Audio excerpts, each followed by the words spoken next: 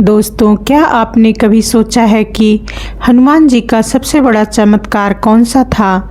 एक ऐसा रहस्य जिसके बारे में बहुत कम लोग जानते हैं। जब पूरी दुनिया हार मान चुकी थी, तब उन्होंने ऐसा काम किया जिसने मृत्यु को भी चुनौती दे दी। आज की इस वीडियो में हम जानेंगे उस अद्भुत और रहस्यमयी घटना के बारे में जो सीधे जुड़ी है लक्ष्मण के जीवन और रामायण की सबसे भावुक कथा से। तो वीडियो को अंत तक जरूर देखें, क्योंकि यह कहानी आपके विश्वास को और भी मजबूत कर देगी। एक ऐसा बालक जिसने खेल खेल में सूरज को निगलने की कोशिश की, एक ऐसा देव जिसकी शक्ति का अंदाजा खुद देवताओं को भी नहीं था, और ऐसा भक्त जो आज भी जीवित माना जाता है। क्या आप जानते हैं वो कौन है? वो है पवन पुत्र हनुमान। बहुत समय पहले जब पृथ्वी पर अधर्म बढ़ रहा था, तब देवताओं ने एक ऐसी शक्ति को जन्म देने का निर्णय लिया जो भविष्य में धर्म की रक्षा करेगी। एक सुंदर पर्वत था सुमेरु। वहीं रहती थी एक तपस्विनी माता अंजनी। माता अंजनी ने वर्षों तक कठोर तपस्या की। उनकी एक ही इच्छा थी, एक ऐसा पुत्र जो दिव्य हो, शक्तिशाली हो। उनकी तपस्या से प्रसन्न होकर भगवान शिव ने वरदान दिया, लेकिन ये कोई साधारण जन्म नहीं था। इसमें छुपा था एक दिव्य रहस्य। उसी समय अयोध्या में दशरथ पुत्र प्राप्ति यज्ञ कर रहे थे। यज्ञ का प्रसाद जब रानियों में बांटा जा रहा था, तभी एक चमत्कार हुआ। वायुदेव उस प्रसाद का एक अंश लेकर उड़ गए और उसे माता अंजनी के हाथों में रख दिया। इस प्रकार जन्म हुआ एक दिव्य बालक का। जैसे ही बालक का जन्म हुआ, चारों ओर प्रकाश फैल गया। देवताओं ने आकाश से पुष्प वर्षा की। वायुदेव ने कहा, यह मेरा पुत्र है, यह पवन पुत्र कहलाएगा। लेकिन असली चमत्कार तो अभी शुरू भी नहीं हुआ था। एक दिन छोटे हनुमान आकाश में चमकते सूरज को देखते हैं। उन्हें लगता है यह कोई लाल चमकता हुआ फल है, और फिर बिना कुछ सोचे वो आकाश में उड़ जाते हैं। हाँ, एक छोटा सा बालक सीधे सूरज की ओर। पूरा ब्रह्मांड यह देखकर चौंक जाता है। क्या सच में हनुमान सूरज को निगल लेते हैं? इंद्रदेव घबरा जाते हैं। वे तुरंत अपना वज्र फेंकते हैं। वज्र हनुमान को लगता है और वे पृथ्वी पर गिर जाते हैं। यह देखकर वायुदेव क्रोधित हो जाते हैं। वे पूरी पृथ्वी से वायु रोक लेते हैं। सांस रुक जाती है, जीवन रुक जाता है, पूरा संसार संकट में पड़ जाता है। अब क्या होगा? क्या सृष्टि का अंत हो जाएगा?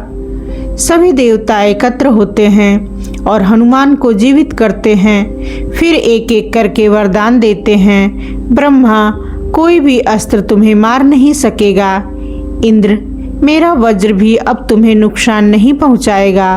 अग्नि, आग तुम्हें जला नहीं पाएगी। सूर्य, मैं तुम्हारा गुरु बनूंगा। अब हनुमान बन चुके थे अजेय। शरारती हनुमान। इतनी शक्तियां मिलने के बाद हनुमान बहुत शरारती हो गए। वे ऋषियों के आश्रम में जाकर परेशान करते, कभी उनकी पूजा में बाधा डालते, कभी उनके वस्त्र छुपा लेते। लेकिन उनकी यही शरारत उनके जीवन का सबसे बड़ा मोड़ बनने वाली थी। ऋषियों ने क्रोधित होकर कहा, तुम अपनी सारी शक्तियां भूल जाओगे जब तक कोई तुम्हें याद न दिलाए। और यही हुआ। हनुमान अपनी शक्ति भूल गए। एक ऐसा देव जिसके पास अनंत शक्ति थी, अब खुद को साधारण समझने लगा। लेकिन कब जागेगी उसकी असली ताकत? जानने के लिए अगले भाग का इंतजार करेंगे। एक वानर जिसने अपनी शक्ति को भुला दिया था, और एक भगवान जो अपने सबसे बड़े भक्त की तलाश में थे।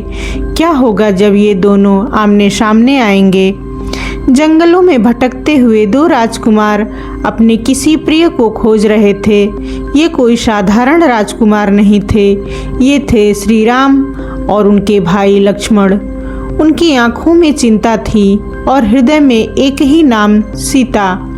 लेकिन कोई उन्हें देख रहा था छुपकर और बहुत ध्यान से।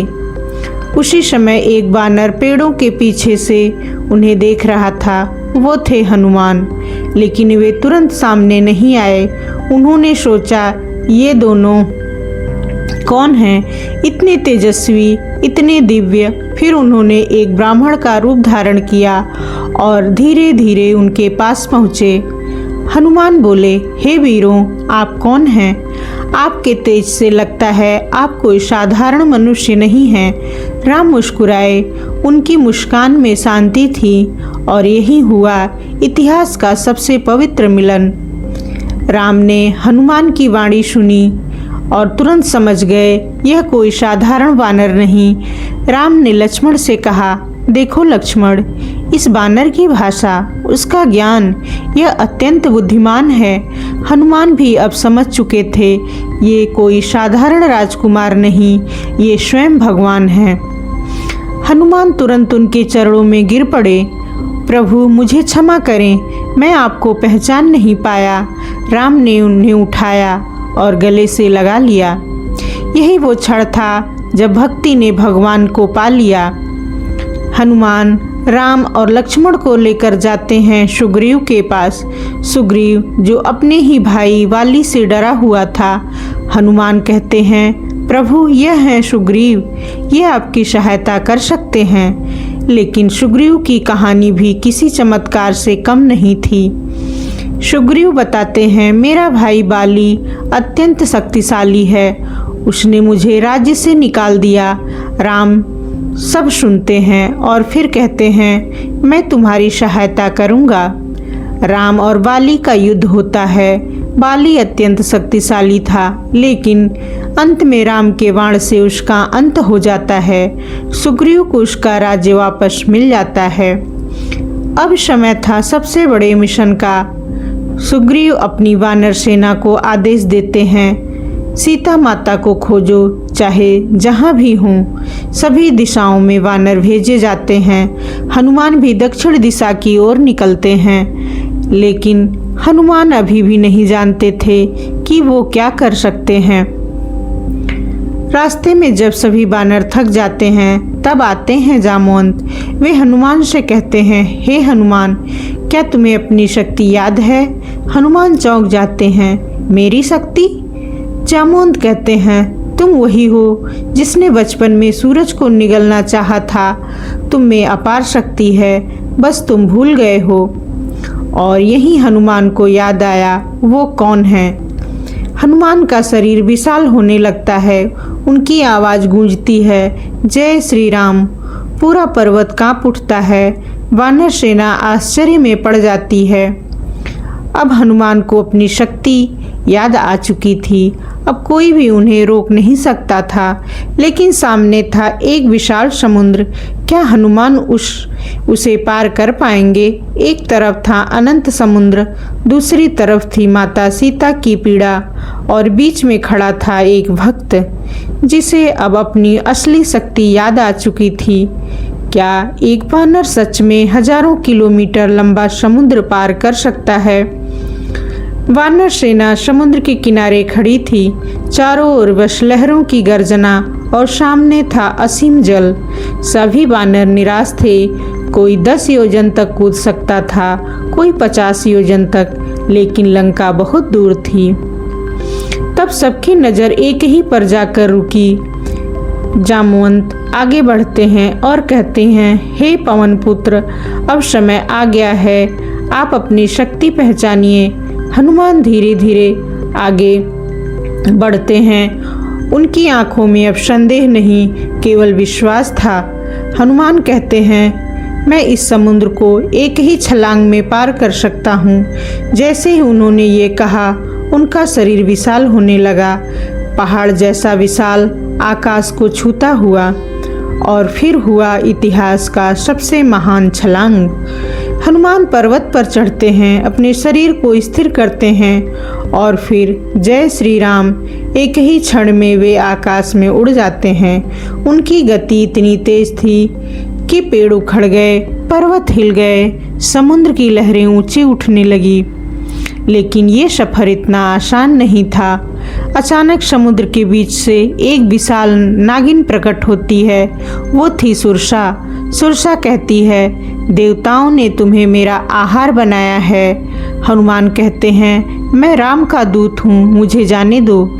लेकिन सुरसा नहीं मानती, वो अपना मुंह बड़ा करती जाती है। अब क्या करेंगे हनुमान, लड़ेंगे या बुद्धि का उपयोग करेंगे? हनुमान भी अपना आकार बड़ा करते हैं और सुरसा भी। ये खेल चलता रहता है। फिर अचानक हनुमान छोटा सा रूप धारण करते हैं और तुरंत उसके मुंह में जाकर बाहर निकल आते हैं। सच्ची शक्ति केवल बल में नहीं, बुद्धि में भी होती है। लेकिन असली खतरा अभी बाकी था। आगे बढ़ते ही एक राक्षसी उनकी परछाई पकड़ लेती है। वो थी सिंहिका। जैसे ही हनुमान की गति धीमी होती है, वो उन्हें नीचे खींचने लगती है। हनुमान समझ जाते हैं ये मेरी परछाई पकड़ रही है। वे तुरंत छोटा रूप लेते हैं और सीधे उसके अंदर प्रवेश करते हैं। अंदर से ही उसका अंत कर देते हैं। हर बाधा अब हार रही थी, क्योंकि हनुमान केवल शक्ति नहीं, उद्देश्य बन चुके थे। अब दूर से एक स्वर्ण नगरी दिखाई देती है। वो थी लंका, सोने से चमकती हुई, भव्य लेकिन अहंकार से भरी। हनुमान धीरे धीरे नीचे उतरते हैं, लेकिन लंका में प्रवेश इतना आसान नहीं था। लंका के द्वार पर एक राक्षसी पहरा दे रही थी, लंकिनी। वो हनुमान को रोकती है। यह रावण की लंका है, यहाँ कोई भी बिना अनुमति नहीं जा सकता। हनुमान पहले विनम्रता से समझाते हैं, लेकिन जब वो नहीं मानती तो हनुमान एक हल्का प्रहार करते हैं। लंकिनी गिर जाती है। लंकिनी उठकर कहती है, मुझे वरदान था, जिस दिन कोई वानर मुझे हराएगा उस दिन लंका का विनाश शुरू हो जाएगा। क्या सच में रावण का अंत अब तय हो चुका था? हनुमान छोटा रूप धारण करते हैं और रात के समय लंका में प्रवेश करते हैं। वे हर जगह खोजते हैं, महल, बाग, गलियां, लेकिन सीता कहीं नहीं मिलती। क्या हनुमान असफल हो जाएंगे? हनुमान एक ऊंचे पेड़ पर बैठते हैं और सोचते हैं, माता सीता कहाँ हो सकती हैं? तभी उन्हें दूर से एक बगीचा दिखाई देता है, अशोक वाटिका। क्या हनुमान को वहाँ सीता माता मिलेंगी या उनका यह मिशन यहीं खत्म हो जाएगा? सोने की नगरी लंका, चारों ओर वैभव, शक्ति और अहंकार, लेकिन उसी लंका में एक जगह ऐसी भी थी जहाँ केवल दर्द था, इंतजार था और राम का नाम। क्या हनुमान अपनी खोज में सफल होंगे? रात गहरी हो चुकी थी, लंका की गलियां शांत थीं, लेकिन हनुमान का मन बेचैन था। वे हर जगह खोज चुके थे, राजमहल, बगीचे, महल के अंदर के कक्ष, लेकिन माता सीता का कोई पता नहीं। जब सब रास्ते बंद हो जाएं, तब ईश्वर का एक नया रास्ता दिखाते हैं। तभी हनुमान की नज़र एक सुंदर बगीचे पर पड़ती है, अशोक वाटिका। लेकिन यह सुंदरता केवल बाहर से थी। अंदर एक स्त्री बैठी थी, फटे हुए वस्त्र, आंखों में आंसू और होठों पर केवल एक नाम, राम। वो थी सीता। हनुमान उन्हें देखकर भावुक हो जाते हैं। उनकी आंखों में भी आंसू आ जाते हैं। लेकिन क्या सीता माता हनुमान पर विश्वास करेंगी? हनुमान पेड़ के ऊपर छुपकर सब देखते हैं। उसी समय वहाँ आता है रावण। रावण अपने पूरे अहंकार के साथ आता है। वो सीता से कहता है, मुझे स्वीकार कर लो, वरना तुम्हारा अंत निश्चित है। सीता माता शांत लेकिन दृढ़ स्वर में कहती हैं, मैं केवल श्री राम की पत्नी हूँ और जीवन भर उन्हीं की रहूंगी। एक स्त्री अकेली रावण के सामने, लेकिन उसका साहस अडिग था। रावण क्रोधित हो जाता है। वो धमकी देता है, तुम्हारे पास केवल कुछ दिन हैं, फिर मैं तुम्हें मजबूर कर दूंगा, और फिर वहां से चला जाता है। रावण चला गया, लेकिन सीता का दुख और बढ़ गया। सीता अकेली बैठकर रोती हैं, हे राम, आप कहाँ हैं? हनुमान यह सब देखकर अपने आंसू रोक नहीं पाते। अब समय था अपनी असली रूप में सामने आने का। हनुमान धीरे धीरे पेड़ से नीचे उतरते हैं, लेकिन सीधे सामने नहीं आते। पहले वे पेड़ के ऊपर बैठकर राम की कथा सुनाने लगते हैं। अयोध्या के राजकुमार राम, जिन्होंने अपने पिता के वचन के लिए वनवास स्वीकार किया, सीता यह सुनकर चौंक जाती हैं। क्या यह कोई भ्रम है या सच में कोई राम का दूत आया है? हनुमान धीरे से नीचे आते हैं और सीता के सामने राम की अंगूठी रखते हैं। सीता अंगूठी देखते ही पहचान जाती हैं। उनकी आंखों में आशा लौट आती है। हनुमान, क्या राम सच में मुझे लेने आएंगे?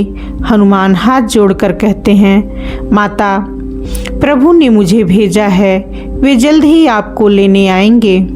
सालों बाद पहली बार सीता के चेहरे पर मुस्कान आई। सीता हनुमान को अपनी चूड़ामणि देती हैं। इसे राम को देना और कहना कि मैं उनका इंतजार कर रही हूँ। अब हनुमान केवल दूत नहीं रहे, अब वे राम के क्रोध का संदेश बनने वाले थे। हनुमान सोचते हैं, अब समय है लंका को चेतावनी देने का। वे अपना विशाल रूप धारण करते हैं और अशोक वाटिका में उत्पात मचाना शुरू कर देते हैं। पेड़ उखाड़ते हैं, राक्षसों को हराते हैं। एक अकेला वानर पूरी सेना पर भारी पड़ रहा था। रावण के सैनिक आते हैं, फिर उसका पुत्र मेघनाथ आता है। वह ब्रह्मास्त्र का प्रयोग करता है। हनुमान जानबूझकर खुद को बंधने देते हैं, लेकिन क्यों हनुमान ने खुद को बंदी बनने दिया? हनुमान को रावण के दरबार में ले आया गया। अब एक भक्त और एक अहंकारी राजा आमने सामने थे। क्या होगा जब हनुमान और रावण आमने सामने आएंगे? क्या लंका अपने विनाश की ओर बढ़ चुकी है? एक तरफ था लंका का सबसे शक्तिशाली राजा और दूसरी तरफ एक अकेला वानर। लेकिन यह कोई साधारण वानर नहीं था, यह था राम का दूत हनुमान। क्या होगा जब हनुमान और रावण आमने सामने आएंगे? हनुमान को बंधन में बांधकर लंका के विशाल दरबार में लाया जाता है। चारों ओर सोने के खंभे, भव्य सिंहासन और उस पर बैठा अहंकार से भरा राजा रावण। लेकिन आज रावण को पहली बार कोई डराने वाला था। रावण हनुमान को घूर कर देखता है और कहता है, हे वानर, तुम कौन हो और मेरी लंका में क्यों आए हो? हनुमान मुस्कुराते हैं, मैं हूँ श्री राम का दूत। पूरा दरबार सन्न रह जाता है। एक वानर रावण के सामने बिना किसी डर के। हनुमान आगे कहते हैं, सीता माता को वापस लौटा दो, वरना तुम्हारा विनाश निश्चित है। रावण का चेहरा क्रोध से लाल हो जाता है। एक छोटा सा वानर मुझे धमकी दे रहा है। वह तुरंत आदेश देते हैं, इसे मार डालो। लेकिन तभी कुछ ऐसा हुआ जिसने सब बदल दिया। रावण का भाई विभीषण आगे आते हैं। महाराज, दूत को मारना धर्म के विरुद्ध है। रावण सोचता है और फिर कहता है, ठीक है, इसे मारेंगे नहीं, लेकिन सजा जरूर देंगे। और रावण ने दी सबसे खतरनाक सजा। रावण हंसते हुए कहता है, बानर को उसकी पूंछ बहुत प्रिय होती है, इसकी पूंछ में आग लगा दो। राक्षस हनुमान की पूंछ पर कपड़े बांधते हैं और तेल डालते हैं। पूंछ लंबी होती जाती है, लंबी और लंबी। पूरी लंका इकट्ठा होकर यह दृश्य देखती है। लेकिन रावण नहीं जानता था कि वह खुद अपने विनाश की शुरुआत कर रहा है। जैसे ही आग लगाई जाती है, हनुमान शांत रहते हैं। एक हल्की मुस्कान उनके चेहरे पर आती है। हनुमान सोचते हैं, अब समय है लंका को उसका परिणाम दिखाने का। अचानक हनुमान अपने बंधन तोड़ देते हैं। राक्षस घबरा जाते हैं। अब शुरू हुआ विनाश का तांडव। हनुमान एक छलांग लगाते हैं और एक महल की छत पर पहुंच जाते हैं। उनकी जलती हुई पूंछ अब आग का रूप ले चुकी थी। एक महल जल उठा, फिर दूसरा, फिर तीसरा। पूरी लंका आग की लपटों में घिरने लगी।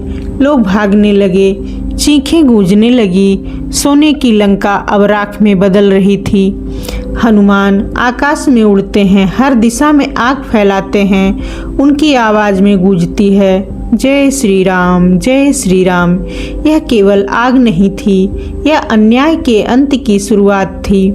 अचानक हनुमान रुकते हैं। उनके मन में विचार आता है, कहीं इस आग से सीता माता को नुकसान तो नहीं हुआ। वे तुरंत अशोक वाटिका की ओर जाते हैं। देखते हैं सीता माता सुरक्षित हैं। अब हनुमान निश्चिंत हुए और उनका कार्य पूर्ण हो चुका था। हनुमान समुद्र किनारे जाते हैं और एक बार फिर विशाल रूप धारण करते हैं। अब समय है प्रभु को यह संदेश देने का। हनुमान आकाश में उड़ जाते हैं। उनके हृदय में केवल एक आनंद था, मैंने अपना कर्तव्य निभाया। अब जब राम को यह समाचार मिलेगा तो क्या होगा? क्या शुरू होगा लंका पर सबसे बड़ा युद्ध। जब जीवन और मृत्यु के बीच बस कुछ पल बचे हों, जब पूरी सेना निराश हो चुकी हो, तब एक भक्त भगवान के लिए क्या कर सकता है? क्या एक बानर मृत्यु को भी हरा सकता है? हनुमान तेज गति से आकाश में उड़ रहे थे। उनके मन में केवल एक ही खुशी थी, मैंने माता सीता को ढूंढ लिया। समुद्र पार करते हुए वे वापस उसी स्थान पर पहुंचते हैं जहां श्री राम और लक्ष्मण प्रतीक्षा कर रहे थे। क्या होगा जब राम को सीता माता का समाचार मिलेगा? हनुमान आते ही प्रभु के चरणों में गिर पड़ते हैं। प्रभु, मैंने माता सीता को देखा है। राम की आंखों में आंसू आ जाते हैं। क्या वो ठीक हैं? हनुमान चूड़ामणि निकालते हैं और राम को देते हैं। राम चूड़ामणि को अपने हृदय से लगा लेते हैं। उनकी आंखों से आंसू बहने लगते हैं। सीता, अब यह केवल खोज नहीं, अब यह युद्ध बन चुका था। राम कहते हैं, अब हम लंका जाएंगे और सीता को वापस लाएंगे। बानर सेना तैयार होती है। समुद्र के किनारे एक विशाल सेना खड़ी थी। पत्थरों पर राम का नाम लिखा जाता है और वे पानी पर तैरने लगते हैं। हनुमान, नल, नील सब मिलकर सेतु बनाते हैं। अब लंका और अयोध्या के बीच केवल युद्ध बाकी था। लंका में युद्ध शुरू होता है। हर तरफ युद्ध, गर्जना, धूल और आग। हनुमान वीरता से लड़ते हैं, लेकिन असली संकट अभी आने वाला था। रावण का पुत्र मेघनाद युद्ध में आता है। वह अत्यंत शक्तिशाली था। वह लक्ष्मण पर शक्तिशाली अस्त्र चलाता है। अस्त्र लगते ही लक्ष्मण भूमि पर गिर जाते हैं। उनकी सांसें धीमी हो जाती हैं। पूरी सेना स्तब्ध हो जाती है। क्या लक्ष्मण अब नहीं बचेंगे? राम लक्ष्मण की गोद में ले लेते हैं। लक्ष्मण, आंखें खोलो। उनकी आवाज़ टूट जाती है। भगवान भी उस क्षण एक भाई बन गए थे। वैद्य कहते हैं, इनकी जान बचाने के लिए संजीवनी बूटी लानी होगी, जो द्रोणागिरी पर्वत पर है। लेकिन समय बहुत कम था। हनुमान आगे आते हैं। प्रभु, मैं अभी लेकर आता हूँ। वे आकाश में उड़ जाते हैं। उनकी गति पहले से भी तेज थी। अब यह केवल एक यात्रा नहीं, समय से दौड़ थी। हनुमान पर्वत पर पहुंचते हैं, लेकिन समस्या थी, उन्हें पहचान नहीं था कि संजीवनी कौन सी है। अब क्या करेंगे हनुमान? हनुमान कहते हैं, अगर पहचान नहीं पा रहा तो पूरा पर्वत ही ले चलता हूँ। वे पूरा पर्वत उखाड़ लेते हैं और उसे लेकर उड़ जाते हैं। एक भक्त पूरा पर्वत उठाकर आकाश में उड़ रहा था। आकाश में एक चमकता हुआ पर्वत, नीचे पूरी सेना देख रही थी। हनुमान समय पर पहुंचते हैं। वैद्य संजीवनी निकालते हैं और लक्ष्मण को देते हैं। क्या लक्ष्मण बच जाएंगे? कुछ ही क्षणों में लक्ष्मण की सांसें लौट आती हैं। वे आंखें खोलते हैं। राम खुशी से उन्हें गले लगा लेते हैं। हनुमान की आंखों में संतोष था। आज हनुमान ने मृत्यु को भी हरा दिया। युद्ध अभी खत्म नहीं हुआ था, लेकिन अब जीत निश्चित लग रही थी। अब अगला कदम क्या होगा? क्या रावण का अंत निकट है? जब अधर्म अपनी चरम सीमा पर पहुंच जाता है तब उसका अंत निश्चित हो जाता है। अब समय आ चुका था लंका के सबसे शक्तिशाली राजा के अंत का। युद्ध अपने अंतिम चरण में पहुंच चुका था। चारों ओर धूल, टूटते हुए रथ, गिरते हुए योद्धा और बीच में खड़े थे श्री राम।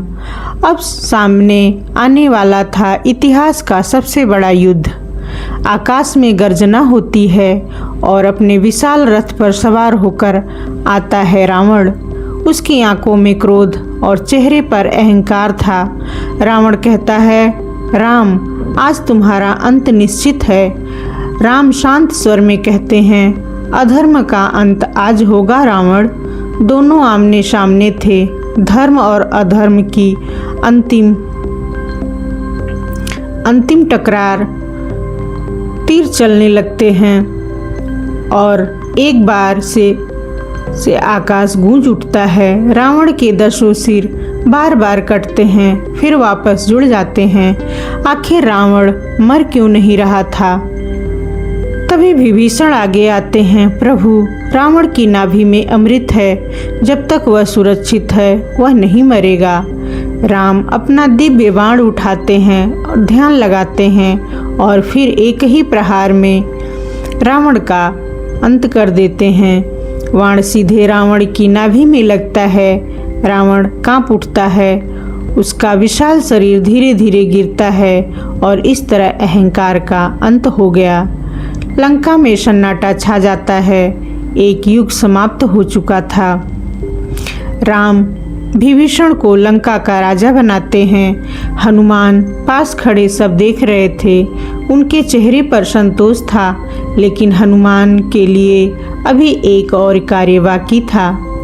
हनुमान अशोक वाटिका जाते हैं और सीता से कहते हैं, माता, रावण का अंत हो चुका है। प्रभु आपको लेने आए हैं। सीता की आंखों में आंसू आ जाते हैं। क्या सच में? हनुमान मुस्कुराते हैं, हाँ माता। वो क्षण जिसका इंतजार वर्षों से था अब आ चुका था। राम और सीता आमने सामने आते हैं। दोनों की आंखों में आंसू, लेकिन मर्यादा के साथ, और हनुमान दूर खड़े बस देख रहे थे। राम हनुमान के पास आते हैं। हनुमान, मैं तुम्हारा ऋण कभी नहीं चुका सकता। हनुमान हाथ जोड़कर कहते हैं, प्रभु, मुझे कोई फल नहीं चाहिए, बस आपकी सेवा का अवसर मिलता रहे। यही है सच्ची भक्ति, जहाँ कोई स्वार्थ नहीं होता। राम कहते हैं, हनुमान, तुम अमर रहोगे। जहाँ भी मेरा नाम लिया जाएगा तुम वहाँ उपस्थित रहोगे। तो क्या हनुमान आज भी हमारे बीच हैं? कहा जाता है, जहाँ भी सच्चे मन से राम का नाम लिया जाता है वहाँ हनुमान अवश्य आते हैं। कई लोगों ने महसूस किया है, संकट में अचानक मदद मिलना, असंभव काम का हो जाना, डर के समय एक अदृश्य शक्ति का साथ होना। क्या आपने भी कभी ऐसा अनुभव किया है?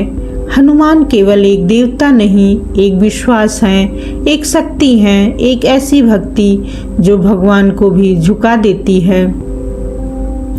अगर आप भी मानते हैं कि हनुमान जी आज भी हमारे साथ हैं तो कमेंट में ज़रूर लिखें, जय श्री राम।